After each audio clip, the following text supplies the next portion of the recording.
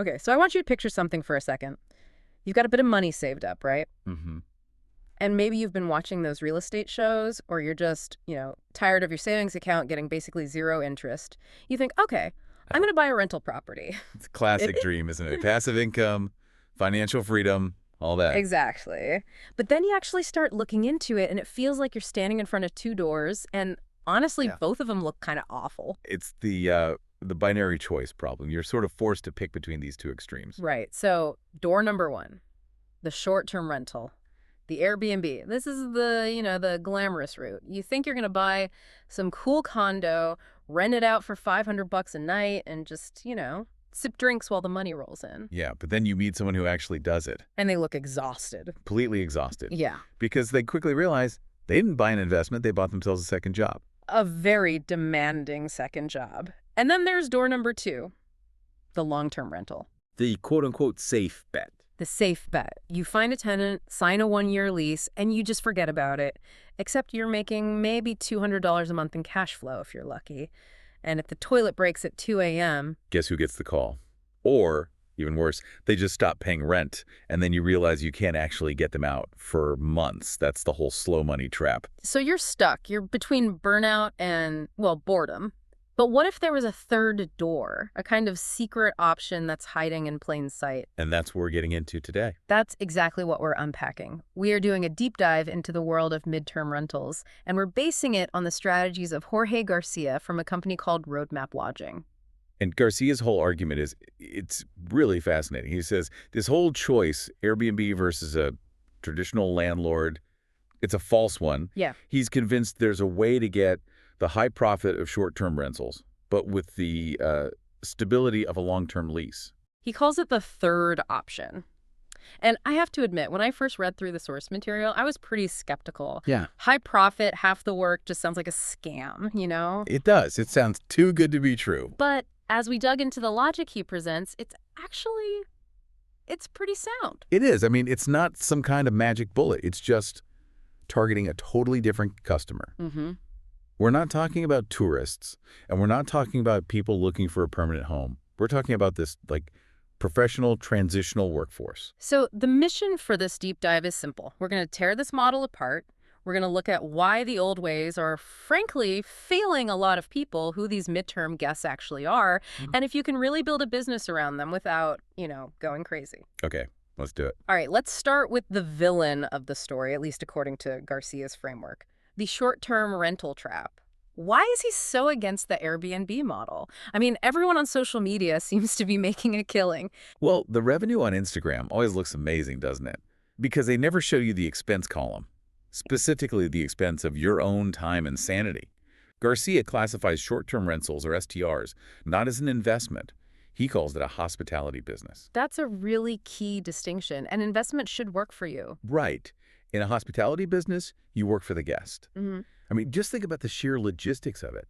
If you have a popular Airbnb, you might have, 10, maybe 15 turnovers in a single month? That's 15 check-ins, 15 cleanings, 15 times you have to go inspect the property to make sure nobody stole the coffee maker. And the messaging. Don't forget the constant messaging. Garcia talks about the 2 a.m. guest message. It's the absolute nightmare of every single host. I can't figure out the smart lock. The Wi-Fi seems a little slow. Is there a hairdryer?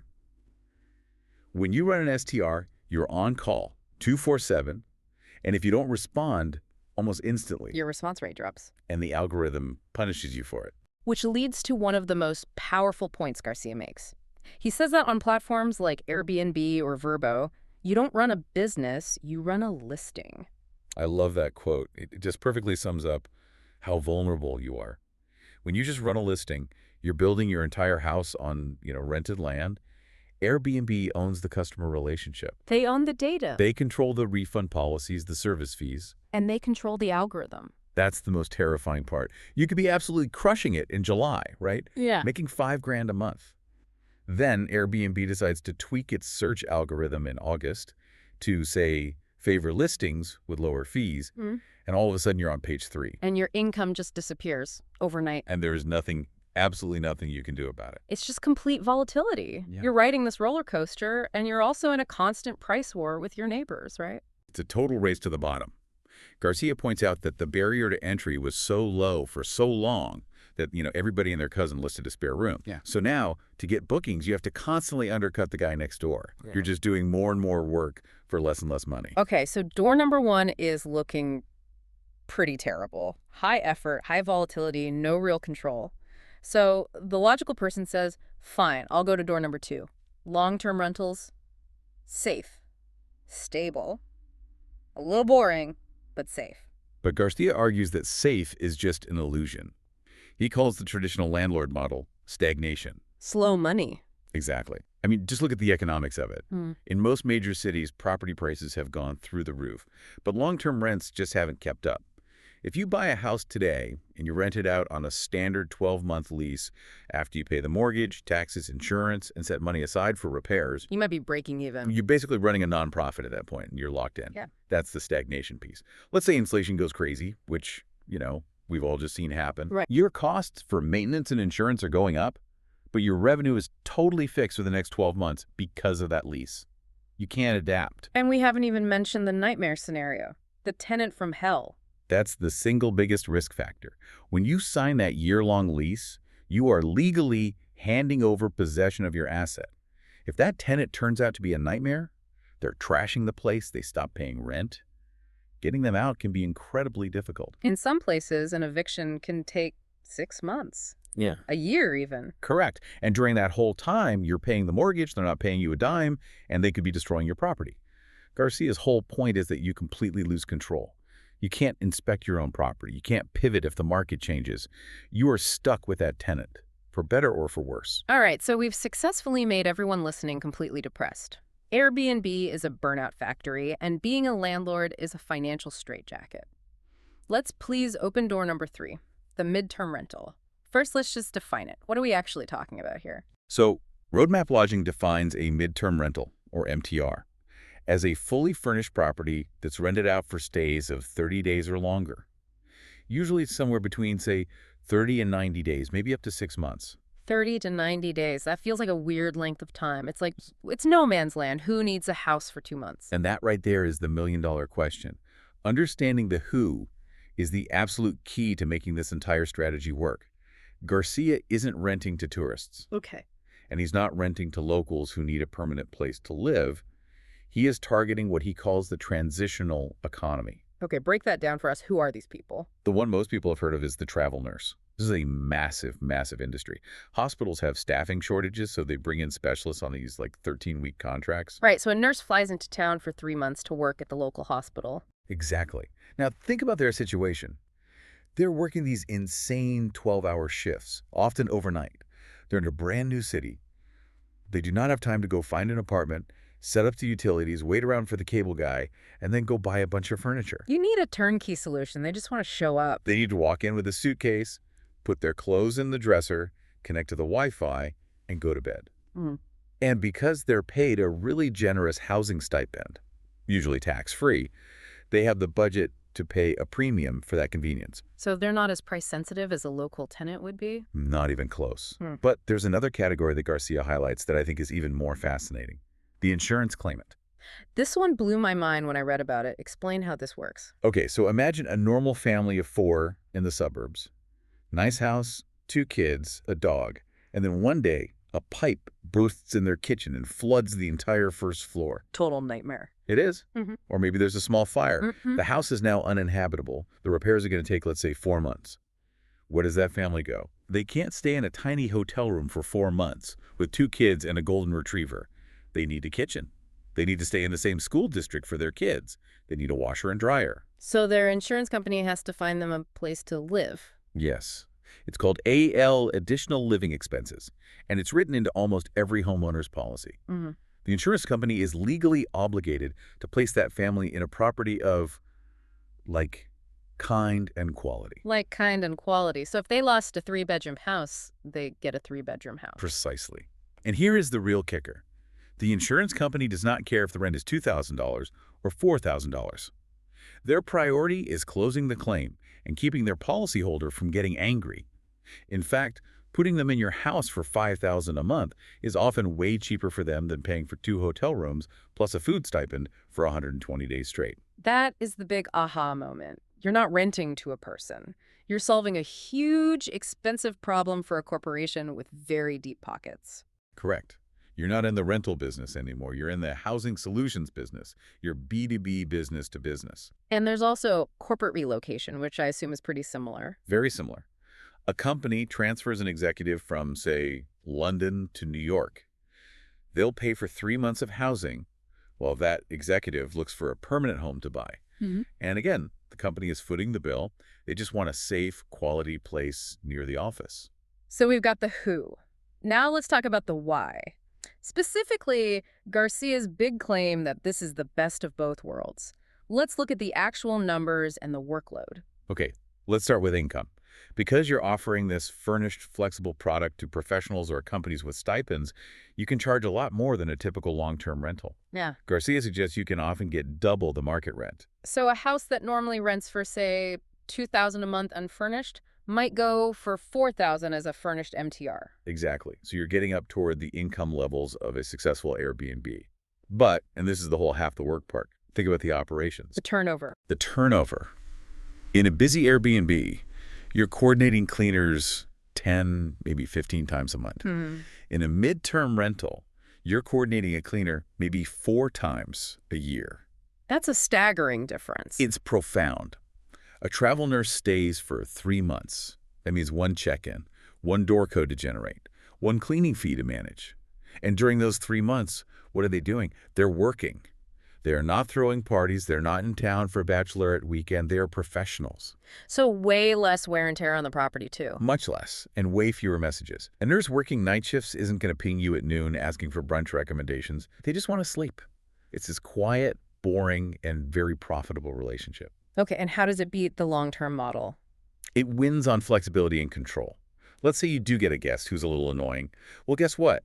Their contract is up in 60 days. You're not stuck with them for an entire year. You have these built-in natural vacancies where you can get in, inspect the property, touch up the paint, and make sure your asset is being taken care of. So you get the high income of a short-term rental, but the stability and much lower workload of a long-term one. It really does sound like a sweet spot. It hedges the risks of both models. You're not totally dependent on a constant stream of tourists, but you're also not locked into a low-paying, inflexible lease. Now, there's a huge strategic piece here that Garcia really hammers home, and I want to drill down on this. It's this idea of platform independence. This seems to be where the real pros separate themselves. This is maybe the most crucial takeaway for anyone who wants to build an actual business, not just a side hustle. Garcia warned everyone against being platform dependent. If your whole business model relies on Airbnb sending you guests, you are so vulnerable. Right, we talked about the algorithm risk earlier. Exactly. But with midterm rentals, especially with these corporate and insurance clients, the main goal is to get direct bookings. So cutting out the app entirely. Yes. Think about it. If you do a great job housing a family for a local insurance adjuster, what happens next month? That adjuster is going to have another family with another claim. And another one the month after that. So if you build a real relationship with that adjuster, they're just going to call you first. Hey, I've got the Smiths. They had a small fire. Is your place available in 2 weeks? Exactly that. And when they book directly with you, you save that 15 or 20% in platform fees. You keep all that profit. But more importantly, you own the customer relationship. You become a trusted vendor for that insurance company. It's a total shift from being part of the gig economy to being more like an enterprise business. That's a perfect way to put it. You're building a Rolodex. You're building trust with relocation agencies and hospital staffing firms. That becomes a real asset that no algorithm change can ever take away from you. It does sound like more upfront work, though. You can't just, post it and pray that someone books. And that is the trade-off. It requires a pretty big mindset shift. You have to be willing to put on your sales hat.